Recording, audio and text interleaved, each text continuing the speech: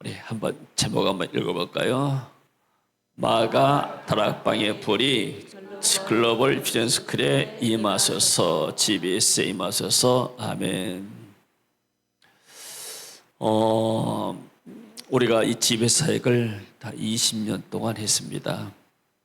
하나님께서 그동안 많은 은혜를 주시고 또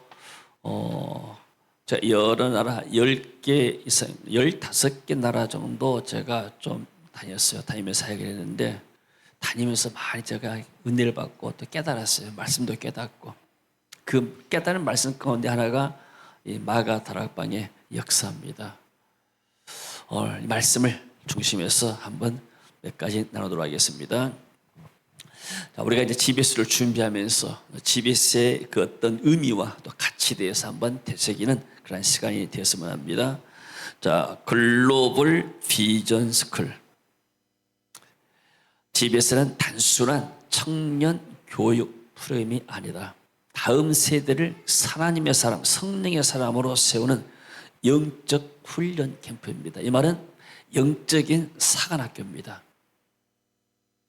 똑같은 20살의 청년을 논산 훈련소에 2달 훈련 보내고 나면은 이병 계급장 달고 병사로서 3년 동안 옛날에는 공부를 했어요. 지금은 1년 8개월이지만은.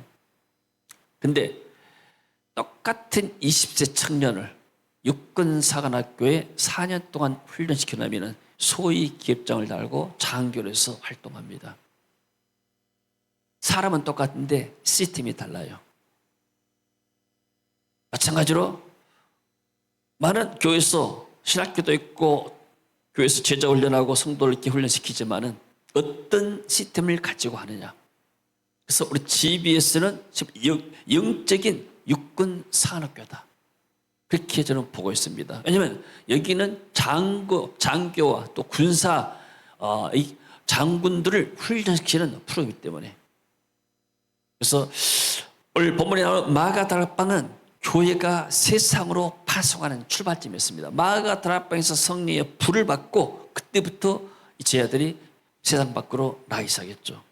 그래서 오늘 GBS는 그 마가 다락방의 불을 받는 것이에요. 그러니까 이것이 바로 오순절 열흘 동안 기도했던 성령의 마가 다락방이다 생각하면 맞을 것입니다. 그래서 GBS는 하나님의 약속을 기다리는 준비의 시간이고 성령의 권능받고 세상으로 나가는 파송의 그런 시간인 줄로 믿습니다. 자, 그러면은 첫 번째 포인트가 왜 예수님은 제자들을 3년 동안 훈련시켰어요? 저도 대학 나와가지고 신학대학원에 3년 동안 공부했습니다. 공부할 때 어떻게 하는지 아세요? 화, 수, 목, 금요일까지 나흘 동안 공부해요. 보통 하면은 하루에 4과목 중 3과목, 4과목 들으면 많이 듣고요.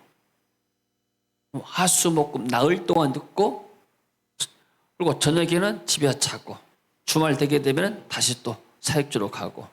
그러니까 실제로 공부하는 시간은 하루 24시간 중에 얼마 안 되고 그리고 나서 또 한 달 가운데서 1년 가운데서 1년 12달 훈련받는 건 아닙니다. 근데 예수님의 제자들은 3년 동안 예수님과 더불어서 같이 지냈다고 봅니다. 그렇다면 무슨 말입니까?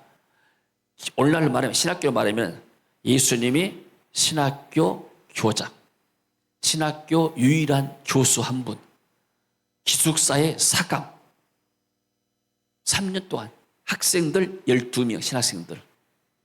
이해가 되세요? 그것도 아침부터 24시간 동안 3년 동안 훈련시켜 누구한테? 하나님으로부터 직접 훈련받은 사람들이에요. 오늘날 말하면 신학 박사급 이상이에요. 그렇잖아요? 오늘날 신학 박사라 해서라도 한 분야에서 무슨 헬라어를 할지 뭐 설교학이라 할지 어떤 주경신 할지 한 분야에서의 전문가지 모든 것을 다 한 건 아니에요. 근데 예수님은 하나님의 아들이셨고 모든 전지전능하신 하나님 밑에서 청년들 12명이 3년 동안 훈련받았으면 그야말로 엘리트 중에 엘리트입니다. 근데 주님께서 말씀했어요. 너희들 다 끝난 게 훈련 끝난 것이 아니다. 쉽게 말하면 예수님의 제자들을 좀 모아놨습니다. 이때 예수님이 하늘로 올라 승천하기 직전에 지금 제자들을 모았어요. 예루살렘을 떠나지 말고 내게 들은 바 아버지께서 약속하신 것을 기다리라. 이 장면은 뭐냐면 신학교 졸업식장이에요. 12명의 학생들이 지금 가운 입고 앉아있고 예수님은 지금 이렇게 여기서 마지막 졸업식에 설교를 하십니다. 너희들 이 지상 역사의 최고의 신학교에서 최고의 너희들이 이렇게 공부를 잘하고 훈련 잘 받았지만은 그러나 그것 가지고 안 된다. 너희들 하나님의 약속의 성령을 받아라. 그럼 여러분들 의문이 안 생겨요. 아니 예수님이 신학교 졸업식 때 보면 이제 안수가 올잖아요. 12명 딱 앉혀놓고 무릎 꿇어놓고 예수님께서 다 한 사람 한 사람씩 12명 안수하게 되면은 성령이 임하잖아요. 근데 왜 예수님께서 그렇게 하지 않았을까요? 기다려라. 그런 생각 해본 적 있어요. 아니 3년 동안 훈련시켜놓고 예수님 승천하시죠. 그러면 이 사람들에게 약속의 성령을 직접 예수님께서 안수하면서 하면 되잖아요. 근데 예수님은 답답하게 기다려라. 그래서 이 지하들이 마가다라바에서 열흘 동안 기도하면서 기다렸잖아요. 왜 그렇게 했을까? 여러분, 기다림은 준비하는 시간입니다. 너무나 귀한 것을 그냥 주면은 가치를 몰라요, 사람들이. 그러잖아요. 아이들에게 금떡이를 줘봐야 얘들은 가치를 몰라요. 제가 이게 언제 이제 이사이의 손자를 만나가지고 점심 먹고 나서 할아버지가 선물 줬다. 그래서 이 통장에다가 입금시켰다 그랬어요. 선물 어딨냐 물어봐요. 그래서 할머니가 500원짜리 동전 하나 딱 주고 이게 선물이다니까 이건 좋다고 받더라고요. 가치를 몰라, 가치를. 마찬가지로 지금 안수를 받는다 하더라도 그 가치를 모르는 거예요. 그래서 이 성령 받기가 얼마나 힘이 들고 얼마나 준비가 필요한가. 그러기 위해서 너희들은 떠나지 말고 하나님의 능력이 이루어질 때까지 너희들은 기다려라. 자, 그래서 이 성령이 임하시기 전까지는 어떤 열정도 의지도 경험도 한계가 있다. 그래서 마가다락방의 10일이 어떤 기간인가? 성령 없이는 우리는 아무것도 할 수 없습니다. 우리가 지상 최고의 신학 교장 밑에서 신학 교수 밑에서 신학교 기숙사가 밑에서 공부했지만 그걸로 충분하지 않습니다. 하나님의 능력이 나한테 입혀야 됩니다. 그 마음을 비우는 그런 시간이 된 줄로 믿습니다. 그래서 집에서는 12일이잖아요. 토요일날 주일날 빼고 나면 어떤 면에서는 그야말로 딱 10일 동안입니다. 마가다락방과 똑같아요. 마가다락방에서 10일 동안 사람들이 뭐 있을까요? 기도만 했을까요? 금식하면서? 그렇지 않아요. 사도들이 돌아가면서 말씀을 전했어요. 예수님이 계실 때 갈릴리 바다에서 이런 사건이 있었다. 예수님이 광야에 가서 5천 명이 모였을 때 이렇게 물고기 떼어서 이렇게 나눠줬다. 이런 말씀을 사도들이 증거였고 그 말씀을 붙잡고 그리고 우리에게 약속의 성령을 기다려야겠다. 여러 사도들이 돌아가면서 설교를 하고 올라가면 집에서 한 거예요. 여기서. 그리고 거기서 붙잡고 기도하고 찬양하고. 우리 집에서 오면 다른 프로그램이 없어요. 오전 4시간, 오후 4시간, 저녁에 2시간, 10시간 동안 말씀 듣고 기도하고 찬양하고 성령의 불이 안 내린 것이 이상하잖아요. 옛날에 우리 한국교회는 어떻게 부흥됐어요? 우리 권사님들 아시죠? 부흥을 했어요. 보통 부흥이 하게 되면 월요일날 저녁에서 금요일날 새벽에 마칠 수도 있고 좀 더 긴 데는 토요일날 새벽에 마친 데 있거든. 부흥 강사들이 새벽에 와서 새벽기도 1시간 하고 낮 공부해가지고 2시간 하고 저녁에 또 집회 2시간 하고 많이 5시간 해요. 우리는 10시간을 합니다. 그 부흥 강사가 와서 이 한 주간 단 5일 동안 4일 동안 5일 동안 그렇게 부흥을 해도 성령의 불 받고 한국교회가 부흥했어요. 아멘. 여러분들 부흥사들이 이렇게, 그러니까 교회마다 연례 행사로 봄 사경에 또는 가을 사경에 부흥해갖고 보통 교회들은 1년에 2차례씩 부흥사를 초청했다가 부흥이라고 그러면서 성도들의 신앙을 세우고 성리에 불받게 만들고 그래서 한국 교회가 많이 부흥한 겁니다. 할렐루야. 그래서 청년 때 부흥사를 이렇게 많이 접대하잖아요. 부목사 모시러 가고 호텔 모시러 가고 식당 모시러 가고 다 하잖아요. 나도 부흥사가 됐으면 좋겠다 이런 생각이 들더라고요. 오면은 좋은 호텔에서 또 그 지역에서 가장 좋은 음식을 대우하고 끝날 때 되면 또 사례비를 두둑이 주고 이거 좀 멋있구나. 나도 부흥사가 되면 좀 이렇게 성공하겠구나 이 생각이 들더라고요. 누구나 다 그렇게 생각할 수 있어요. 그러나 부흥사들의 그런 공로가 있는 거예요. 우리 GBS는 이 청년들이 그냥 성도가 아니에요. 이 사람들은 미래의 차세대 리더들입니다. 가정을 세우고 직장을 세우고 교회를 세우고 한 지역을 세울 수 있는 그런 청년들입니다. 이런 사람들을 훈련시키는 것. 그러니까 육군사관학교에서 훈련시켜가지고 장교를 내보는 것처럼 이 사람들은 리더로 우리가 내보내는 거예요. 이 사람들이 뭐 해야 되는가? 아무리 훈련을 잘 받아도 아무리 말씀 묵상을 많이 하더라도 그것 가지고 안 된다. 제자들이 말씀 묵상하니까 있어요. 말씀이 육신이 되신 예수님과 함께 계신데 날마다 말씀 묵상하고 날마다 말씀 보고 걸잖아요. 24시간 말씀과 같이 계셨어요. 그래도 그것 가지고 안 된다. 불받아라. 할렐루야. 아멘. 저는 이 교회를 이렇게 세우기 전에 저는 꿈을 가졌어요. 저는 이제 조영기 목사 설교 많이, 순복음 교회 신앙생활 때문에 조영기 목사 설교 많이 들었잖아요. 꿈을 크게 가져라. 그리고 꿈을 그려라. 본인도 간증도요. 내가 호주 가서 집회했는데 목회를 모였을 때 책상 앞에다가 다 이렇게 네가 앞으로 세울 수 있는 큰 교회 예배당을 세워 그려라. 그리고 날마다 뭐가 입주 선포해라. 그럼 그들 이루어진다. 그래가지고 그렇게 큰 교회 세운 목사들이 많다. 이런 말도 막 해요. 나 청년 때이기 때문에 나 그런 말 다 사실인 줄 알았어요. 그리고 나는 이제 그것을 꿈을 그렸어요. 시내버스 타고 다니고 왔다 갔다 하자 하면서 어디가 이렇게 큰 교회 세울 장소인가. 저기다가 큰 교회 세우면 좋겠구나. 저기서 내가 앞으로 교회를 크게, 진로 크게 세워가지고 설교를 할 것이다. 뭐 이런 헛된 꿈을 꾸고 거예요. 지금 생각해보니까 그게 다 맞는 말이 아니더라고요. 그래서 내가 조영기 목사님으로서 예화를 들어서 한 거예요. 비전과 야망에 대해서 내가 설명을 해요. 왜? 내가 깨달았기 때문에. 비전은 하나님께부터 오는 거예요. 뭘 통해서? 말씀을 통해서. 하나님이 아브라함에게 말씀했어요. 본토 지처 아비집을 떠나라. 요셉에게는 꿈을 통해서 비전을 보여줬어요. 맞잖아요? 바울에게는 하나님께서 예수에게 직접 나타나셔가지고 이방인을 위한 그릇이다. 이게 비전입니다. 하나님께서 오는 게 비전이에요. 야망은 뭐요? 세상으로부터 와요. 저 교회의 건물이 굉장하다. 저 목숨이 굉장하다. 나와 되고 싶다. 야망은 세상을 통해서 육신의 눈을 통해서 들어온 거예요. 이 야망이에요.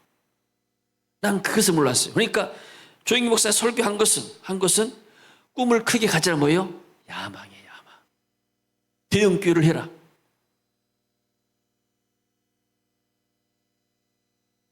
우리는 또 그것을 다 맞는 줄 알기 때문에 지금도 목사님들이 비전과 야망에 잘 몰라요. 제가 가서 비전과 야망에 대해서 설명하고 하게 되면 이분들이 정말로 처음 듣는 이야기일 줄 알아요. 그만큼 어떤 면에서는 목회자들의 마인드가 세속화되어 있고 그리고 하나님의 말씀을 순수하게 전달보다도 인간의 어떤 욕심과 그것을 섞어서 이렇게 말할 수 있는 거예요.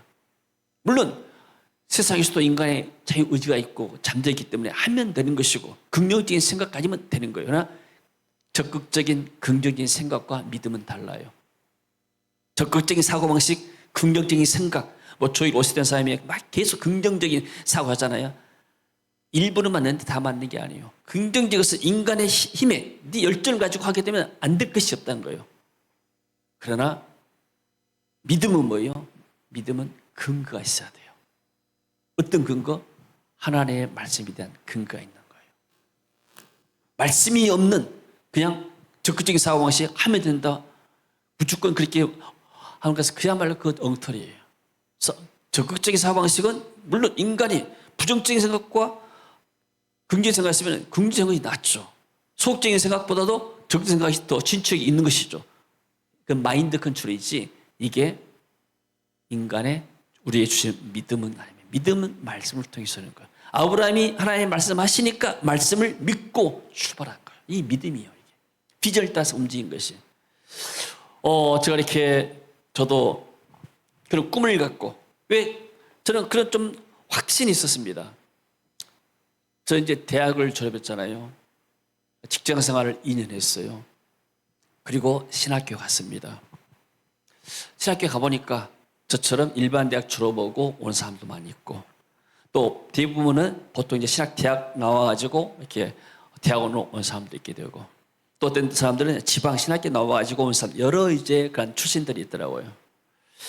그래서 나는 그런 자부심이 있었어요. 그래도 나는 일반 대학 졸업자다. 그리고 또 신학 공부를 하면서 제가 이렇게 공대 가서 이과 공부하느라고 헤맸지 인문학은 이제 잘합니다. 머리가 이렇게 좀 외우는 것이 잘해가지고 그래서 신학교에서 보통 이제 학점 받으면 다 잘 나왔어요. 그리고 제자 훈련에서 논문을 썼어요. 사랑의 교회 옥하늘 목사님 책갈지 여러 해가지고 그래서 나는 목회 철학이 뭐냐면 교회에서 제자 훈련을 해가지고 그리고 이 사람들을 이렇게 또 열심히 기도하게 나는 순복음 출신이기 때문에 열심히 기도하게 되면 교회가 성장하지 않을 리가 없다. 난 그런 확신을 가지고 있어요. 근데 저는 뭐냐면은 신앙은 순복음교회에서 신앙했지만 신학은 장로교에서 했어요. 저는 어쩔 수 없는 장로교 목사예요. 난 순복음교 목사가 아니에요. 왜요? 목사는 어떤 신학을 했냐에 따라서 그 가치체계가 바뀌기 때문에 그래서 그냥 장로교식으로 목회를 왔어요. 제가 그러다가 아무리 해도 이게 잘 안 되는 거예요. 이게 내가 원하는 교회가 되지 않는 거예요. 그래서 전도한데 훈련 가서 해보고 또 이것저것 해보는데 이게 어느 한계가 와요. 그러다가 제가 GBS를 만났잖아요. GBS 16일 동안 있었거든요. 필리핀 16일 동안에 훈련 받을 때마니까 신앙이 새로워져. 거기서 똑같이 하루 10시간씩 훈련 받는 거예요. 근데 내가 신학교 나와서 목사 되고 나서 그렇게 고된 훈련 처음 받아봤어요. 내가. 더구나 한국도 아니고 김치도 없고 먹을 것도 없으면서 이게 아무 정보도 없이 지금 같으면 김치 좀 싸들고 갈 것인데 아무 정보도 없이 가가지고 음식들이 입에 안 맞는 거예요. 그냥. 라면도 없고 그런 어떤 광야 같은 생활을 10월 동안 하면서 뭘 받는가? 내 신앙이 새로워졌어요. 순수해지고. 그리고 계속해서 그분들이 안수하고 기도하고 같이 해서 내 어떤 영이 또 성령으로 이렇게 충만받게 된 거예요.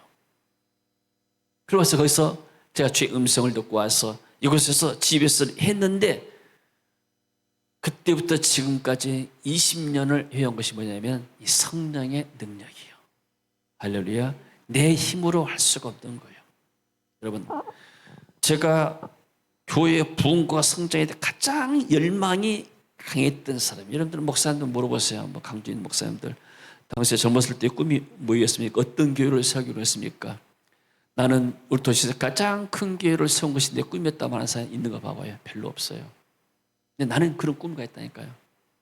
이 야망이, 교회 성장과 부흥의 야망이 누구보다 컸단 말이에요. 근데 그것을 내려놓고 이 세간다는 것은 인간의 힘으로 할 수가 없는 거예요. 모든 목사들은 자기 교회가 성장하기 원하잖아요. 모든 성을 또 자기 교회가 성장하기 원해요. 아멘. 사실이요. 그걸 내려놓고 이 세간다는 것이 쉬운 일이겠어요? 하나님의 은혜 아니면 할 수가 없는 거예요. 할렐루야. 아멘. 하나님께서 내게 은혜를 주셨기 때문에 그걸 내게 왜 하나님께서 하필이면 아브라함에게만 말씀했는가? 갈대를 떠나라고. 수많은 부자도 있고 똑똑한 사람도 많이 있는데 하나님은 아브라함을 택하셨는가? 아브라함에게 그런 믿음이 있었기 때문에 하나님께서 아브라함을 말씀을 주고 아브라함이 하나님의 말씀을 따를 수 있는 그런 순종과 충성이 있었기 때문에 하나님 아브라함을 택한 거예요. 아무나 하나님께서 말씀하지 않잖아요. 하나님께서 지금 수많은 죄의 종들이 울고 있기 때문에 그런 종들에서 사역해라. 나는 하나님께서 말씀하실 때 하나님께서 네 교회, 네 마음의 소원을 내가 이루어주겠다. 네 교회를 이 포함동에서 이 강동에서 가장 큰 교회로 멋진 교회로 세워주겠다. 난 그런 말씀을 듣기 원했어요. 그렇게 원해서 난 또 그 집에서 참석한 것이고 하나님은 그런 것에 관심이 없는 거예요. 주의 종들이 울고 있다. 그것이 내가 하나님께 받은 비전이고 비전을 이루어간 것이 미션 3이라는 거예요. 할렐루야. 그래서 지금까지 이미 해온 것이 바로 여러분들이 이 비전에 같이 이해하고 동참하고 하나님께서 그런 은혜를 주셨기 때문에 오늘날까지 해온 줄로 믿습니다. 아멘. 저 하면서 핍박도 많이 받아요. 특히 아내한테 핍박을 많이 받아요. 교회는 어떻게 하고 맨날 돌아다니면 어쩌냐고. 왜 내가 교회를 사랑한 마음이 없겠어요? 내가 여러분들 사랑한 마음이 없겠어요? 근데 봐보세요. 지금 80명이 오거잖아요. 그냥 이러면 온다 생각하세요? 그렇지 않아요. 한 사람도 못 와요. 그 수많은 지역 다니면서 제가 청년들을 깨우고 목사님들을 깨우고 그렇게 했는데 지금 80명이 온 거예요. 지금 산 넘고 강 건너 정말 오직까지 다니면서도 그러면 그런 데 가서 뭐 20명 30명 놓고도 컨퍼런스예요. 그거 하는 사람도 안 오는 사람도 있어. 그래도 그러면 거기 가면은 또 거기에 모인 사람을 통해서 또 딴 사람을 문 열릴 수 있게 만나게 되고. 그러니까 여러분들이 그것을 이해하고 기도하고 여러분들이 이렇게 보내줬기 때문에 선교사를 보내줬기 때문에 제가 이렇게 해오고 이렇게 모여서 우리가 또 기쁨으로 이런 천국잔치에 동참하게 된 줄로 믿습니다. 그래서 예수님이 지하들에게 기다려라. 성령이 올 때까지 기다려라. 성령 받지 않고는 아무것도 할 수 없다. 주님께서 이렇게 말씀한 줄로 믿습니다. 그래서 오직 성령이 너희 임하시면 내가 권능 받고 너희들이 왜 권능이 필요한가? 예수님의 12 사도들은 다 순교했어요. 순교의 신앙에까지 어떤 핍박과 생명의 이름이 떨지라도 나는 목숨 걸고라도 이 봉전했다는 그 능력을 받아야 하는 것이 뭐예요? 하나님의 능력이에요. 자, 성령의 능력에 대해서 집에서 강의하는데 어떤 사람이 그랬잖아요. 성령 받고 나니까 술 취했다고 그러잖아요. 새술에 취했다. 자, 이게 여러분들 술이라 생각해 보세요. 알코올. 제가 알코올, 이 술을 한번 만다 해봐요. 소주라 생각해 소주라고요. 소주가 내 안에 들어왔어, 지금. 소주가 들어왔어. 취했을까요? 안 취했을까요? 한 번 먹고는 안 취해. 대학교 다닐 때 술 엄청 먹었어요. 먹으면 정신 잃을 때까지 먹어버려요. 그리고 술 안 먹은 사람은 사람도 아니게끔 남자가 돼가지고 술도 못 먹냐고 막 그렇게 조롱을 했어요. 이거 잠깐 먹으면 약간 술 기운이 있어. 그러잖아요. 뱃속에 술 기운이 있는데 취한 건 아니야. 내 정신이 멀쩡하단 말이에요. 이것을 하루, 한 달 정도 먹어봐요. 밤새도록. 그러면 술이 이만큼 올라와가지고 자기 힘으로 산 것이 아니고 술에 있어. 몸이 막 비틀비틀거려. 그러잖아요. 이 경찰관들이 술 먹은 사람 딱 세워놓고 걸어보라 하잖아요. 몸을 주치를 못해요. 술에 컨트롤 받는 거예요. 그리고 혀가 꼬꾸라져. 방언을 말해, 방언을. 말해서 남이 알아듣지 못하는 방언을 막 짓거리는 거예요. 그리고 취하면은 돈이 아까운 줄 몰라. 서로 술값 내려고 그래. 술집 가면서 술값 서로 내려고 하잖아요. 돈이 아까운, 몸에, 그리고 담담이 생겨. 내가 무엇을 못하느냐. 이게 뭐예요? 술에 컨트롤 받는단 말이에요. 이것을 이제 성령이라 생각합니다. 성령. 성령의 술을 오늘 예배 와서 이렇게 마시는 거예요. 우리가 이렇게. 성령이 내 안에 계셔. 근데 잠깐 하면 1분 기도했다 해서 성령이 내 안에 계시는데 나를 컨트롤하지 못한 거예요. 근데 이것을 비해서 그걸 내내 하루 종일 성령의 술을 마셔요. 이른 낮 때부터 가서 뒤에서 밥 먹을 때도 기도하고 나오니까 하루 4시간 동안 찬양하고 기도하고 얼마나 술 취하겠어요. 오후도 잠깐 밥 좀 주고 나서 또 4시간 동안 하게 되고 저녁 때니까 저녁 또 2시간 동안 찬양하고 기도하고 안수하고 뭐 성령에 취하는 거예요. 그러면 성령에 의해서 내가 말을 하게 되고 안에 성령이 들으니까 막 중독된 것처럼 그냥 찬양하고 싶고 입에서 막 기도가 나오고 말씀을 전하고 싶고 그리고 누가 뭐라 하더라도 이게 들어오지가 않아. 너 미쳤다 하더라도 들어오지가 않는 거예요. 또 교회 그만 다니라. 일주일에 한 번만 다니라도 그게 들어오지가 않는 거예요. 아니, 교회가 좋은데, 찬양가 좋은데. 이게 뭐예요? 술에 취한 것이고 미친 거예요, 이게. 할렐루야. 그래서 너희들이 이 성령의 능력받고 성령에 취하게 되면 어떤 사람들을 조롱하더라도, 어떤 사람들을 비판하더라도 너희들은 이 복음을 끝까지 전할 수가 있다. 그래서 하나님의 능력이 필요한 것이다. 아멘. 할렐루야. 인간의 행만 가지고는, 지식 가지고는 한계가 있는 거예요. 악한 영을 대적하기 위해서는 우리가 성령으로 충만받아야 이 악한 영을 대적할 줄로 믿습니다. 할렐루야.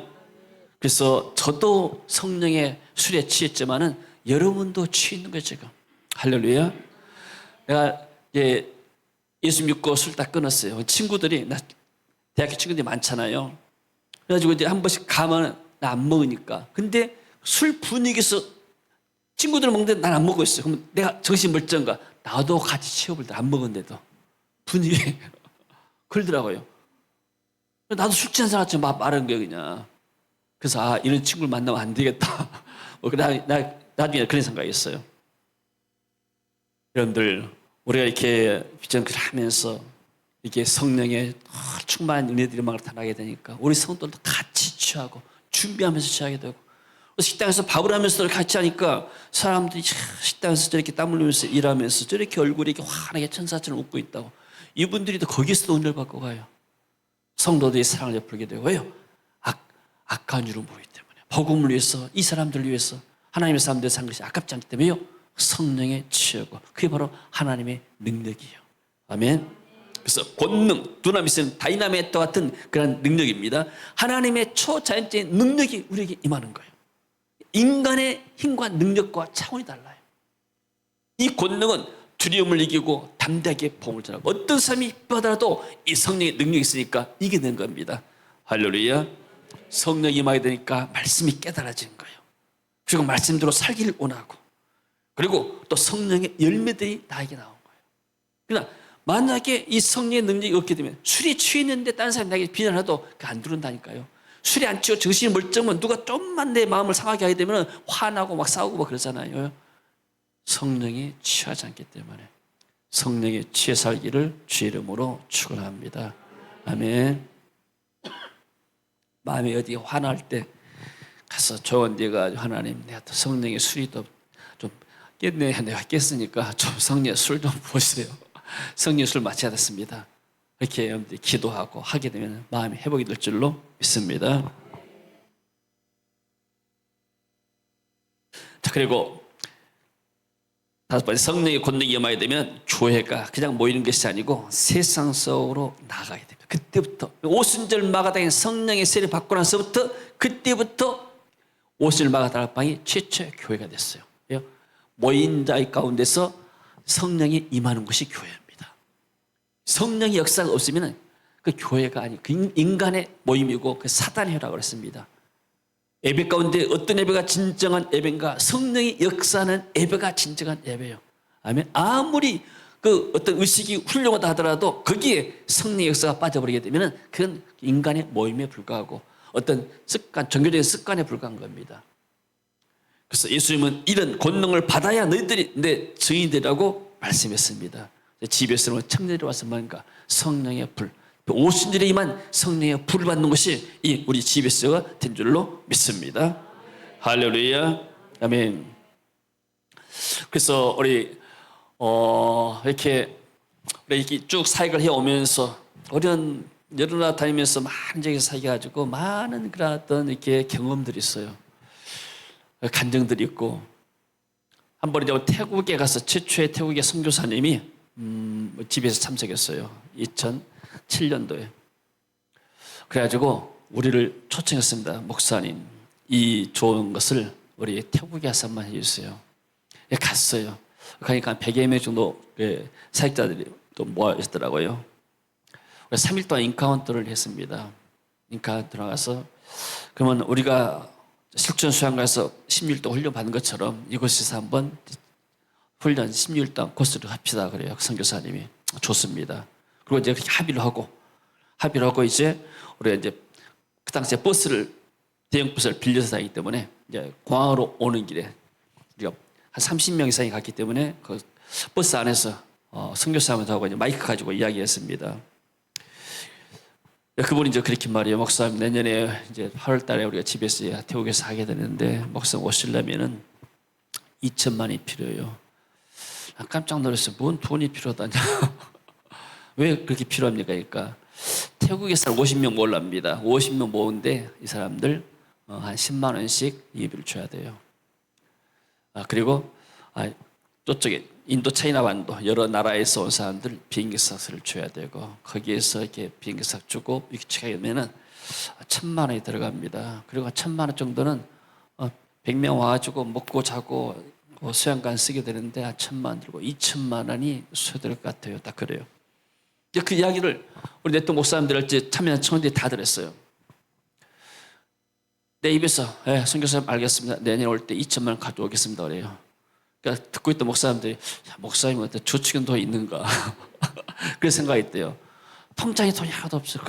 난 돈이 있어서 돈 모은 것이 아니기 때문에 그냥 선교사님 말씀이기 때문에 알았습니다. 그냥 믿음으로 받아들였어요. 그래가지고 1년 후에 다시 또 가게 됐잖아요. 또 고창에 있는 그 목사님이, 사모님이 한 번 어떤 집사님이 전화 와서 올해 이제 태국도 가고 방글라데시도 가야 되는데 좀 예산이 필요한데 기도해달라고. 그래서 얼마나 필요합니까? 그러니까 목사님 그러는데 막 2천만 원 필요한다더라고요. 그래서 기도하겠습니다 했는데 시간이 한참 지났는데 이 집사님이 2천만 원을 가져온 거예요. 그 목사님한테. 태국 비즈니스 쓰라고. 그리고 1,000만 원을 더 갖고 왔어요. 이것은 목사님 방글라데시까지 갈 때 부부, 목사님 부부 이업입니다. 3천만 원을 갖고 왔대요.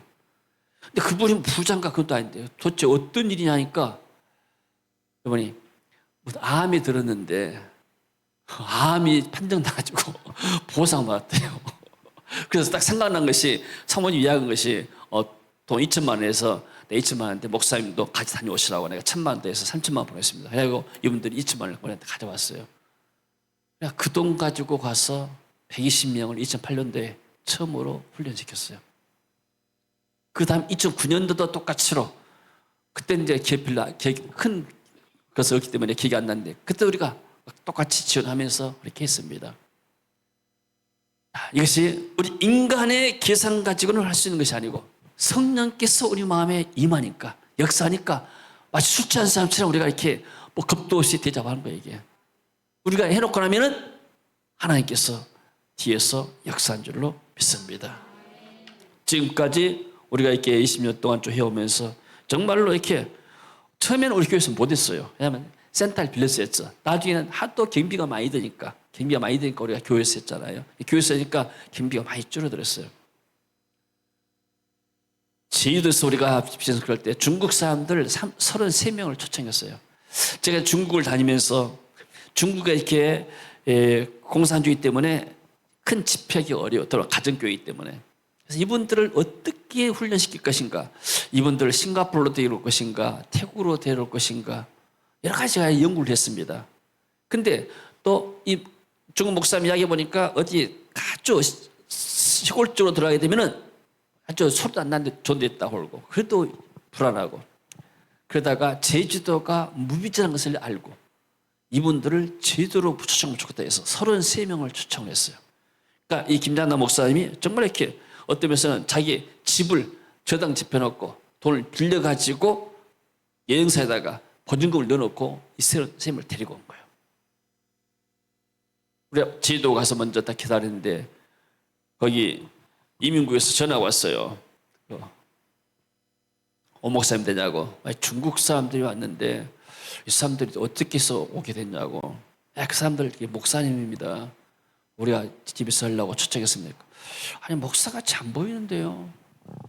이 머리가 상고머리하고 깍두기 머리하고 원사 시골에서 목회하는 사람이 있으니까 이거 조폭이다냐 아니면 도박으로 온 사람들 이렇게 본 거예요 이게. 그러면서 아무래도 이상하더니 아니요, 그 사람들 시골 농촌에서 목회하기 때문에 아마 그렇게 보일 거예요. 그래서 제가 이제 공 앞에서 이렇게 맞주고 나가가지고 지도관에서 그분들을 모시고 왔어요. 그러니까 그런 분들. 그래서 거기서 했는데 16일 동안 했었거든요. 지금 같이 2주가 아니고 센터 빌리고 뭐 하는데 또 토요일 날 두 번째 날은 우리 뭐 차 빌려가지고 관광 다니고 점심 사드리고 한 2천만 원 들였어요. 33명 훈련시키는데. 그때 우리 안곤사님이 기도하다가 목사님이 뭘 놓고 기도한다고 하니까 집사람이 이렇게 제주 비전을 놓고 기도만이다니까 베트남에다가 1,000만 원 주고 예배당을 세우려 했는데 이거 그냥 집에서 헌금을 한다 해가지고 그 돈 가지고 갔어요. 하늘나라에 가면 큰 상이 있을 거예요. 아멘. 돈 버는 사람이 1,000만 원 내는 것은 쉬워요. 근데 노인들에게 돈 1,000만 원은 1억과 똑같은 거예요. 아멘. 그런 귀한 돈을 내놓은 거예요. 내가 기억하고 있는데 주님께서 얼마나 기억하겠어요.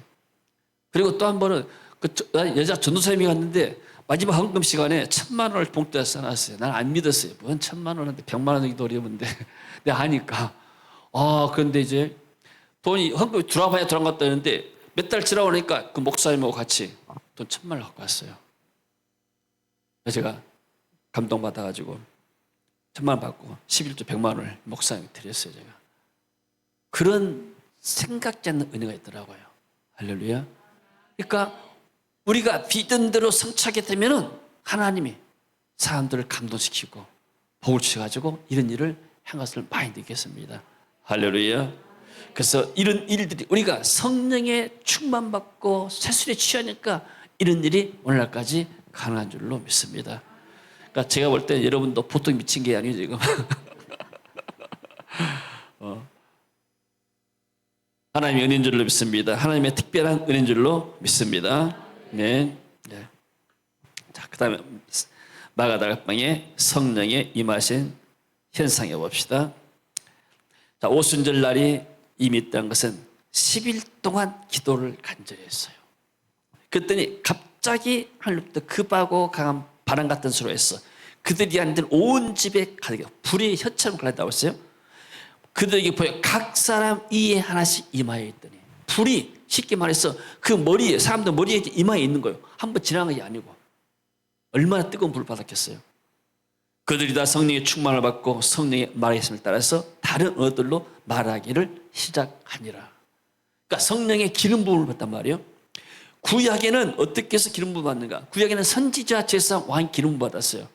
그 기름 부음을 통해서 안수를 통해서 이런 역사들이 일어났어요.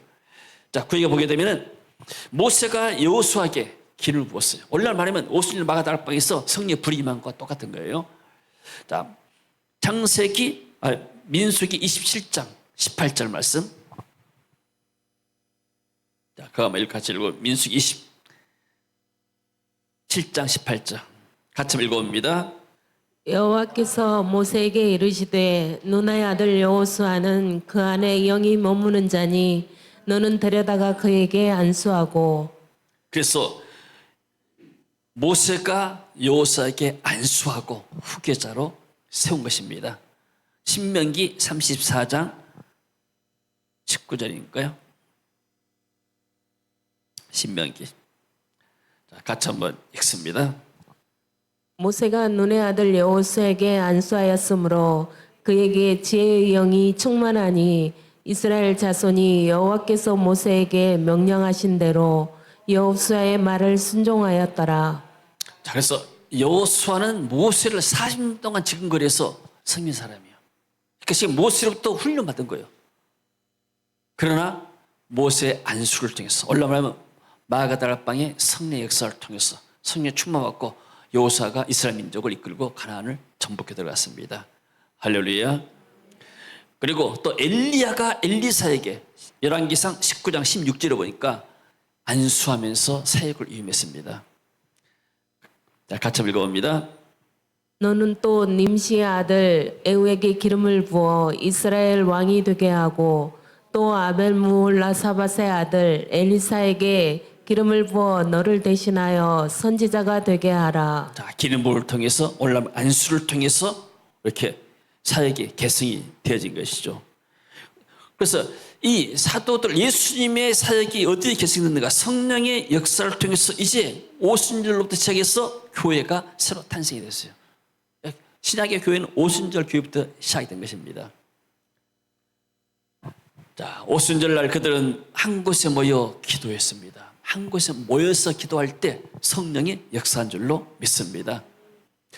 그리고 하늘로부터 급하고 감 바람소리, 하나님의 숨결, 재창조에서 하나님의 성령의 역사는 뭐예요? 창조행이잖아요.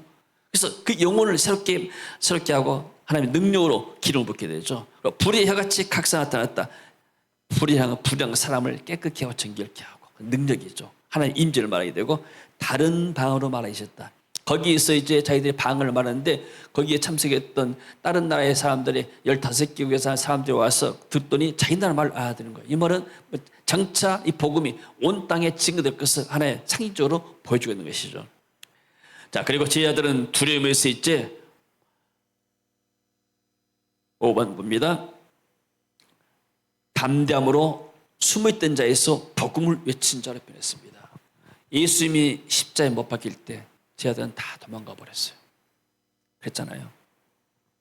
근데 성령 받고 나니까 이 사람들이 순교를 받지 않고 담대하게 복음을 했습니다. 왜요? 이 사람들이 취했기 때문에. 술 취한 사람들은요, 또 때려도 아프지도 않아. 성령이 충만한 사람들은 핍박하고 뭐더라도 아프지가 않은 거예요, 이게. 할렐루야. 그래서 성령 임재는 단순한 감정이 높이는 고향이 아니고 사명을 부여받은 영적인 변화의 사건이고, 그래서 집에서는 청년들에게 이런 마가다락방의 불을 재현하는 시간이 되어집니다. 이 청년들 또 이 사역자들이 와가지고 여러 가지 이렇게 많은 이렇게 문제도 가져올 수도 있고 기도점을 갈 수도 있어요. 그러나 여기서 사역 시간이 되게 되면은 목사님들이 안수하고 하게 되면은 우리는 모르는데 나중에 가보면 굉장한 이 사람들이 은혜 받고 성령께서 직접 그들에게 말씀하신 것을 많이 들었습니다. 할렐루야. 그리고 그 불이 기도와 예배 말씀 속에서 청년들의 심령에 실제로 임한 것이고요. 그래서 계속해서 뭐 하는가? 계속해서 성령의 불을 말씀을 통해서 기도를 통해서 사역을 통해서 우리가 하고 또 이러한 교제를 통해서도 만나서 서로 만나고 교제하면서도 이런 성령의 역사들이 나타나게 된 줄로 믿습니다. 자, 결론입니다. 그래서 우리 집에서는 이 시대 어떤 마가 다락방이에요. 그래서 이 마가 다락방이 뭐니까 우리가 기다리는 거예요. 열흘 동안 하나님의 은혜를 기다리고 또 이분들이 지금 이렇게 준비하면서 오는 과정이 얼마나 이렇게 어려운지 모릅니다. 그 또한 기다리는 과정이에요. 그래서 왜 한국 사람들은 이렇게 좋은 모순일 마가다락방의 역사가 있는데도 안 오는가? 한국 사람들은 간절함이 없어요. 모든 것이 다 있어요. 한국처럼 쉽게 말하면 여기가 사는 것이 천국처럼 사니까 굳이 은혜를 안 받아도 돼요. 그 간절함이 없는 거예요. 그러나 선교지 현장에서 이런 청년들은 자기의 가족의 아픔, 또 어떤 교회의 어떤 이렇게 성장에 대한 목마름, 또 어떤 나라에 대한 어떤 긍휼한 마음들, 이런 간절한 기도 제목 가지고 오는 거예요. 그리고 이거 오기 위해서 우리가 차비 된 것도 아니잖아요. 그 사람들이 다 비자 받고 티켓 사가지고 오잖아요. 그러면서 갈망을 하는 거예요. 그러니까 이분들이 그런 준비된 마음으로 오게 되면은 오자마자 첫날부터 하나님의 불이 그들에게 떨어진 줄로 믿습니다. 중국에서 김장남 목사님이 이제 우리 교회에서 2번 또 있잖아요. 하도 제도가 돈이 많이 드니까. 그것도 올 때 굉장히 어려웠습니다. 이민국에서 중국 공안에서 잡고 그리고 그 당시 비자를 우리 교회 이름을 받았어요. 종교비자 안 나오는데. 그래가지고 여러 가지 천신강국 그때 돌아가게 되면은 공안들이 또 잡아갈지도 모르고 그런 상황 속에서 인정호에 탁 내려가지고 우리가 대절 버스를 이렇게 리무진 버스를 보냈잖아요. 그 버스에 타는 순간에 그 김 목사님이 이제야 내가 살았구나. 한숨이 휘 나오더래요. 그 버스에 타는 순간 이제야 내가 한국 왔구나. 너무나 고생이 많아가지고 그 이야기를 들으면서 이게 요셉이 자기 아버지를 모시려고 애굽에 수레를 보냈잖아요. 왕의 수레를 보내가지고 그 아버지 야곱이 그 수레를 보낸 순간에 기운이 소생했다고 그랬어요. 우리가 왕의 수레를 인중하고 보내야죠. 디젤 버스를. 이분들이 그렇게 고생을 왔다가 그때 탁 타게 되면은 안락하고 편안하고 막 천국같이 느끼잖아요. 그리고 버스 타고 나면 여러분들의 마음이 녹아지고 좀 하나님 은혜가 그들에게 임하게 되고. 할렐루야. 그래서 기다림 속에 하나님이 그 귀한 것을 성령의 역사를 주게 됩니다. 그리고 계속해서 이곳에 우리가 이렇게 하나님의 임재가 있고 여기서 은혜 받고 나게 되면 이 사람들이 나가서 놀란 역사들을 베풀어요. 학생들이 나중에 그 옛날 이사벨 학생들이 그 중학생, 고등학생들이 와가지고 가서 저희들이 수요일 예배 만들고 학생들 모아서 막 예배 드린다고 그러잖아요. 그래서 기다림과 임재와 또 여기서 능력받고 파송 미셔너리로 선교사로 파송하는 것이 여기서 일어납니다. 그래서 12일 동안 우리는 단지 프로그램을 운영한 것이 아니고 성령의 사람을 준비하고 세상 속에 복음의 사람을 보내는 사역을 감당합니다. 만약에 이것을 내가 이렇게 행사로 생각하고 프로그램 생각하면 굉장히 피곤한 일이에요. 근데요, 저도 할 수만 있으면은 이곳에서 강사들의 강의를 듣고 은혜를 받아요, 제가. 그 은혜의 힘으로 제가 하는 겁니다. 그러니까 제가 어떤 면에서 집에서 가장 은혜를 많이 받아요. 제가 왜 설교를 잘한 줄 알아요? 그 20년 동안 수많은 강의를 듣고 은혜를 받았기 때문에 설교를 제가 잘해요.